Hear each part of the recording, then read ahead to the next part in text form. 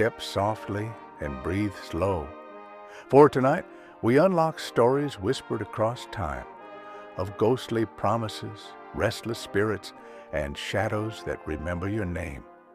In this forgotten collection of chilling tales, ancient mansions creak, unseen footsteps follow, and cold fingers brush your shoulder when no one's there.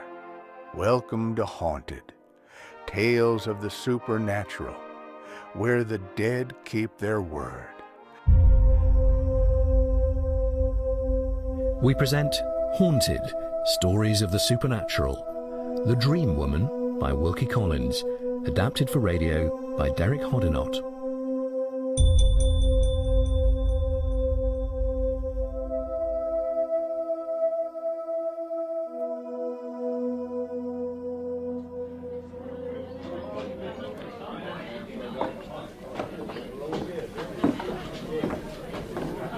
Here's your ale, sir.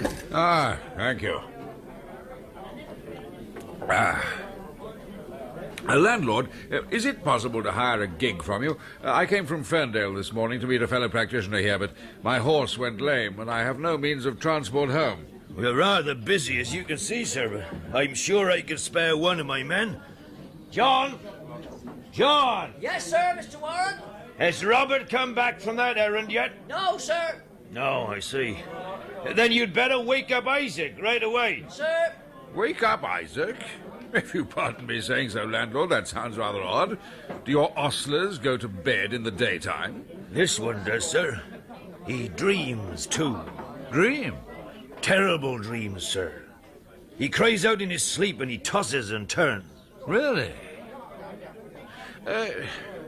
Landlord, I have a fancy for seeing this man before you wake him. I'm a doctor, and if this strange sleeping and dreaming of his comes from anything wrong in his brain, I may be able to help. I rather think you'll find his complaint past all doctoring, sir. But if you'd like to see him, you're welcome, I'm sure. He's in the stable, if you'd like to follow me.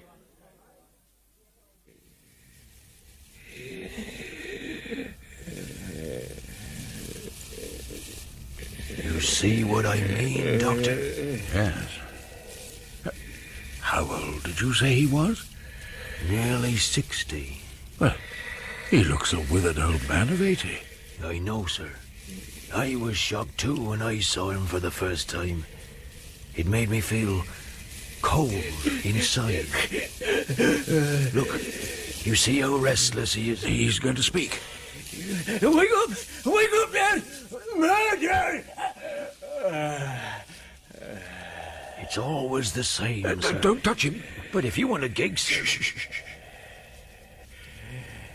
Light grey eyes, with a droop in the left eyelid. Flaxen hair, with a gold yellow streak in it. All right, mother. Fair white arms, with a down on them. The knife! Always the cursed knife! First one side, then the other. You she-devil! Where is the knife?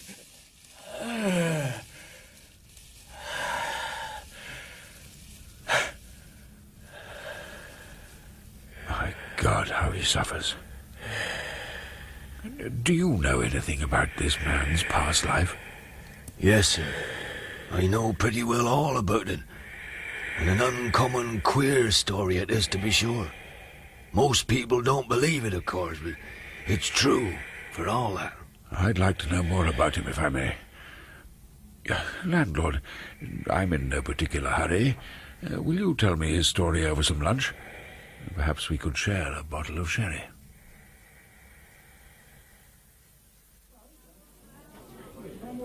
Your health, sir. You too, landlord.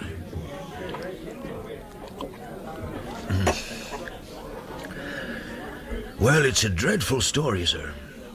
He seems fated. You know what I mean? A man without luck. Everything seemed to go wrong for him from the start. His father died when he was a baby, and his mother had a fair struggle bringing him up, with the result that Isaac arrived in middle life with an ailing mother, no savings, no wife or children. Then, through his mother, he heard of a job going as a stable helper at a gentleman's residence in a town about 18 miles away. So she packed Isaac off one morning, and he walked there, reaching the house in the late afternoon. Go on. Well, bad luck struck again, because he found on arrival that the post had already been filled. Isaac took it well, however, and before starting for home, he learnt from a nearby inn that he might save a few miles by following a new road, which he took. Just as it was getting dark, the rain started to come on, and the wind began to rise, and the first house he came to was a lonely roadside inn, standing on the outskirts of a thick wood.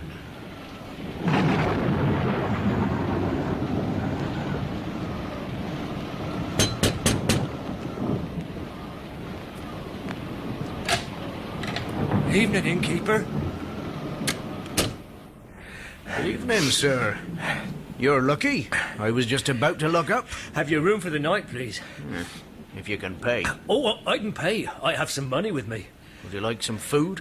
Well, if I have enough. Let's see. Yes, you have enough. I'll lock up first, and then I'll show you to your room.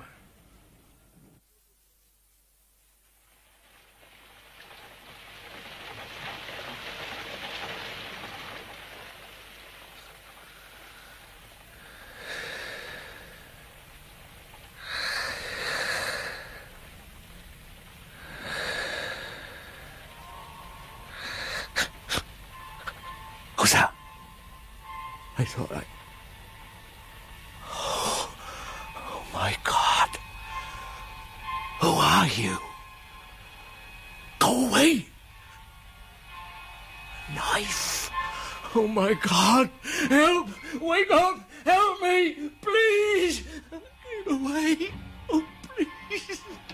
Don't kill me. Help. Wake up. Wake up there! Murder! Murder! Good God, sir! Whatever is the matter? In my room, a woman with a knife with a buck-on handle. There's no one here, sir. A flaxen-haired woman, light grey eyes. She jabbed at me with the knife twice over. Look, I'll show you where she stabbed. She seems to have missed you twice, too, sir. I dodged the knife as it come down. It struck the mattress each time as I turned. Otherwise, I'd not be alive to tell the tale. Devil fly away with you and your woman with a knife. Look, sir, there isn't a mark on the bedclothes anywhere. What do you mean by coming into a man's place and frightening his family out of their wits by nothing more than a dream? I'll leave your house at once, sir. Better out in the road in the rain and dark on my way home than in this room after what I've just seen. Isaac, tell me, what time was it when you saw this fair woman holding that knife with the buckhorn handle? Just after 2 o'clock, Mother. 2 o'clock in the morning. This morning, in fact. Today is your birthday, and 2 o'clock was the time when you were born.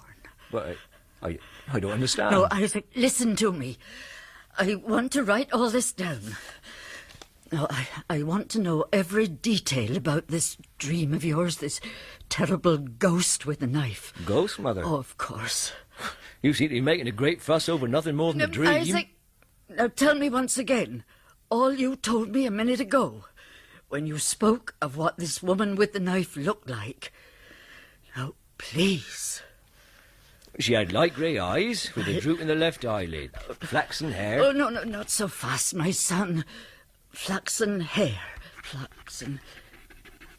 Yes, no, go on. There was a gold, yellow streak in it. Gold. Yes. White arms with down upon them. With down upon them.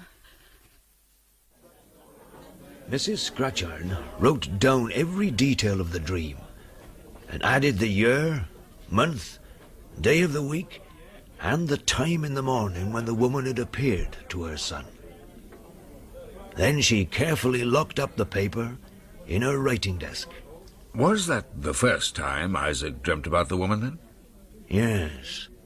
Then, one day, as the evening drew on, Mrs. Scratcher discovered that a bottle of tonic medicine, which she was accustomed to take, happened to be empty. Isaac immediately volunteered to go to the chemist and get it refilled. It was as rainy and bleak an autumn night as on the night of his terrible dream. On going into the chemist's shop, he was passed hurriedly by a poorly dressed woman on her way out. The glimpse of her face struck him as she descended the doorstep.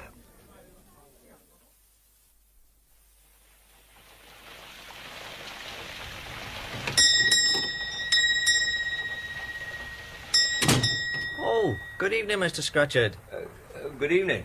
My mother's usual tonic, please. Of course, sir. It's going to be a stormy night by the look of it. It is, indeed. Here you are, sir. Ah, thank you. I see you noticed the woman who was in here just now. Yes. Who is she? I don't rightly know, but it's my opinion there's something wrong with her. She's been asking for laudanum to put on a bad tooth. Master's out for half an hour and I told her I wasn't allowed to sell poison to a stranger in his absence. It's a case of suicide, if ever there was one. Suicide? Yes, you can tell. How is your mother these days? Well, thank you. I must hurry. Good night. Good night, sir.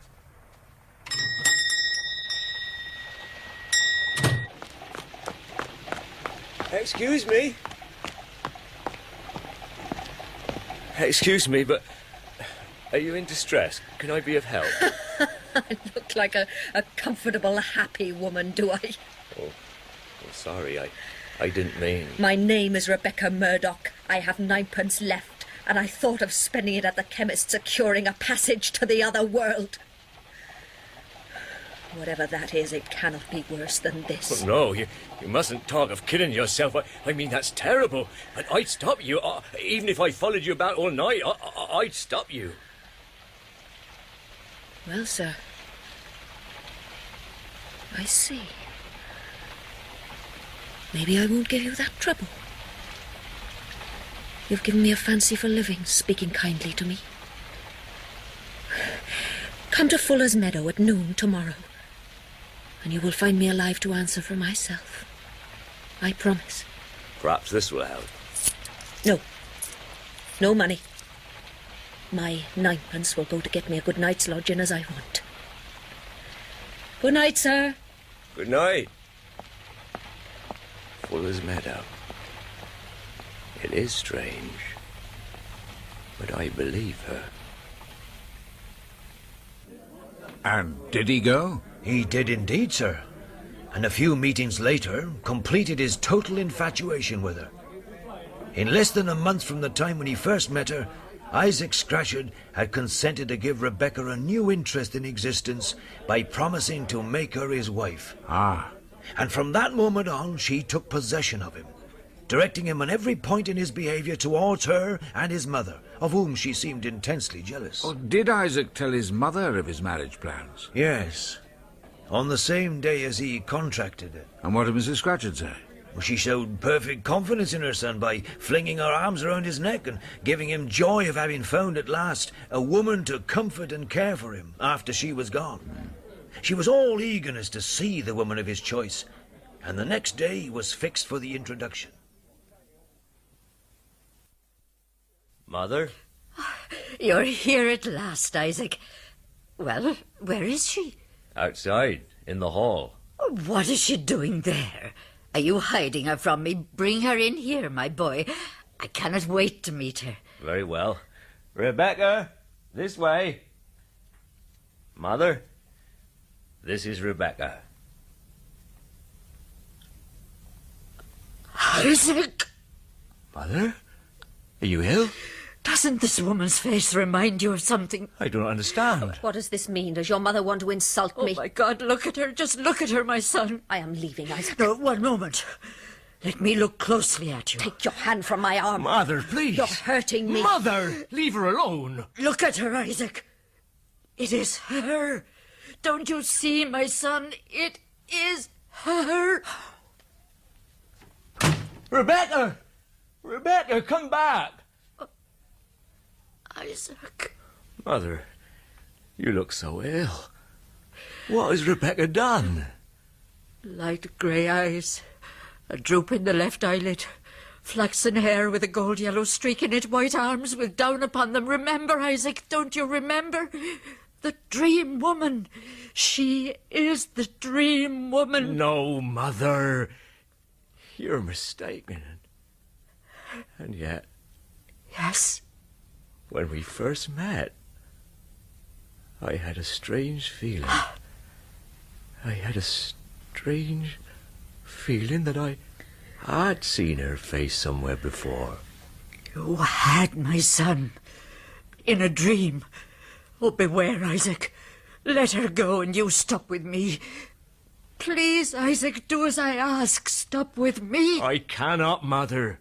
I have promised to marry Rebecca, and marry her I must. 3 weeks later, Isaac and Rebecca were man and wife. After some quiet months of married life, as the summer was ending and the year was getting on towards the month of his birthday, Isaac found his wife altering against him. She grew sullen and contemptuous, and eventually took to drink. Oh, how dreadful. A woman consumed in drink is worse than any man. What did Isaac do? He had been in a sadly despondent state for some time before he realized Rebecca had become a drunkard and was keeping company with drunkards. His mother's health, as he could plainly see every time he visited her, was failing fast, and he upbraided himself in secret as being the cause of her bodily and mental suffering. Then she noticed the change that was overtaking Isaac, and he told her about Rebecca's drunkenness. To his astonishment, she got up, dressed, and prepared to go out. Mother, where are you going? You cannot go out, you're too ill. I am not long for this world, Isaac, it's true. But I shall not feel easy on my deathbed unless I've done my best to the last to make my son happy. I mean to put my own fears and my own feelings out of the question, and to go with you to your wife and try what I can to reclaim her. Give me your arm, Isaac, and let me do the last thing in this world and help my son before it's too late. And how did this go? Very well at first. The meeting between Mrs. Scratchard and Rebecca passed off much better than Isaac had anticipated. It was a relief to him, therefore, when Rebecca began to lay the table. Then she brought in the bread, cut a slice from the loaf for her husband, and returned to the kitchen. At that moment, Isaac, still anxiously watching his mother, was startled by seeing the same ghostly change pass over her face as on the morning when Rebecca and she first met. Isaac, my son. Mother, what is it? Oh, take me home, please. Come with me now and never come back here again. What is the matter? Oh, take my arm and help me up. Take me home. Oh, please take me home. Well, what has Rebecca done this time? Tell me. Did you not see what your wife cut the bread with? I was not noticing. What was it? Well, look at it. A new clasp knife with a buckhorn handle. The knife in the dream, Isaac. The knife in the dream. When Isaac got his mother home, she pleaded with him not to return, but he did. You see, he had to get the knife. Meanwhile, Rebecca had discovered their secret departure. She had been drinking and was in a fury of passion. The dinner in the kitchen was flung under the grate, the cloth was off the parlour table, and the knife was gone. And did Isaac look for it? Not at first. Unwisely, he asked Rebecca for it. The knife with the buckhorn handle. Where is it, Rebecca? You want the knife? Why? Give me a good reason. I want it. No reason, no knife. I'll find it if I have to search every inch of this house. Search for it then, search. But you won't find it. And his search was unsuccessful. When night came, he left the house and walked the streets. He was afraid now even to sleep in the same room with her. Then, 5 days before his birthday, his mother died. Her last words in this world were addressed to him. "Don't go back, my son," she said. "Don't go back." Well, surely Isaac heeded his mother's last warning. He couldn't. He was obliged to go back, if it were only to watch his wife. Then she announced that she would assert her right to attend his mother's funeral, and on the day appointed for the burial, she came into her husband's presence, inflamed and shameless with drink. What do you think you're doing? What does it look like? You're drunk. That's right. Oh. How did you guess? You're not going to my mother's grave in that condition. I have the right, as your wife. If I say I'm going, I'm going. I wouldn't miss the opportunity of making sure she's gone. You evil creature. I won't have you standing by the graveside, the drunken stupid. And who is going to stop me, pray? Not you, Isaac. Not dear little Isaac. Stop it! Rebecca, No man has ever struck me twice. And my husband shall never have a second opportunity. Set the door open and let me go. From this day forth we see each other no more. All that night, Isaac watched and waited. But no footsteps came near the house. The next night he stayed awake and watched again. And the next, until overcome by fatigue, he laid down in his bed, in his clothes, with the door locked and the key on the table and candle burning.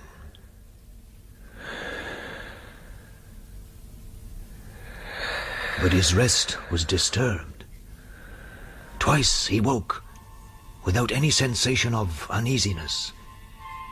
But the third time, it was that never-to-be-forgotten shivering of the night at the lonely inn all those years ago, that dreadful sinking pain at the heart which aroused him in an instant. Who's that? Rebecca! Rebecca! You've come for me.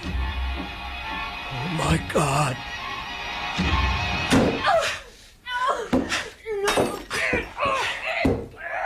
He sprang upon her, almost at the instant of seeing her, and taking from her the knife with the buckhorn handle. You told me we should see each other no more, and yet you've come back. It is my turn now to go, and to go forever. I say we shall see each other no more, and my word shall not be broken. I will leave this house at once.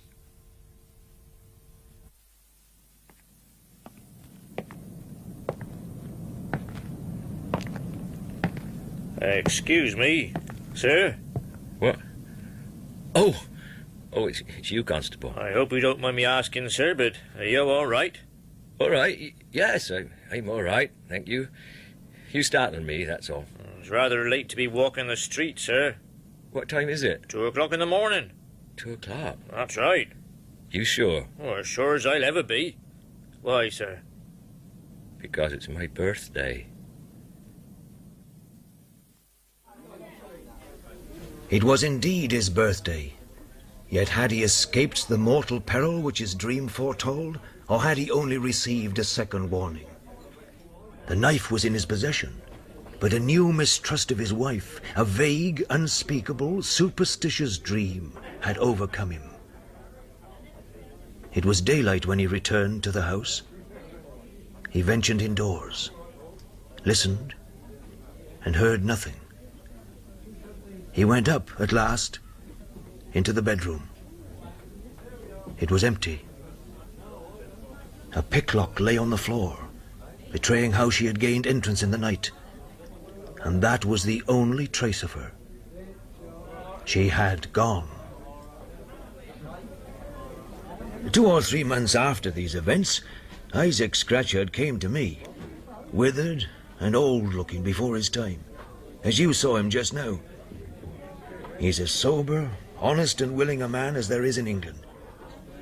As for his restlessness at night and his sleeping away his leisure time in the day, who can wonder at it after hearing his story? I suppose he's afraid of a return of that dreadful dream, that nightmare, and of waking out of it in the dark. No.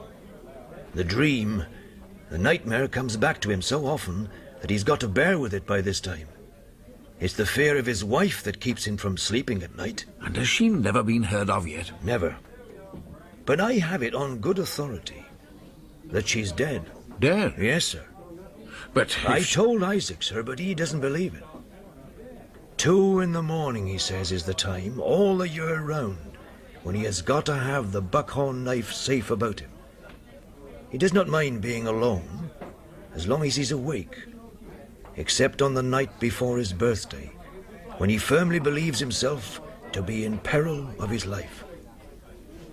The birthday's only come round once since he's been here, and then he sat up with the night porter. But if she's dead, she can't harm anyone. No, sir. Not according to Isaac. He still says she's after him, itching to get her hands on that knife. She's looking for me, is all he says when anybody speaks to him about the anxiety of his life. She's looking for me.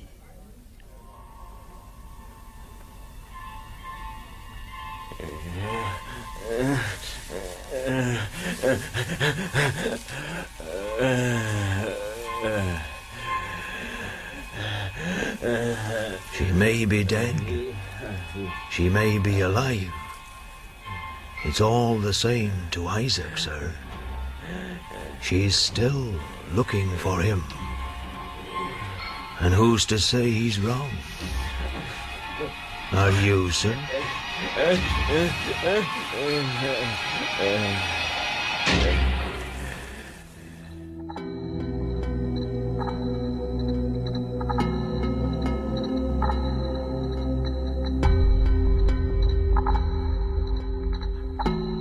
That was The Dream Woman by Wilkie Collins, starring Charles Kay as Isaac, Maureen O'Brien as Rebecca, Richard Bebb as the Doctor, and Douglas Blackwell as the landlord.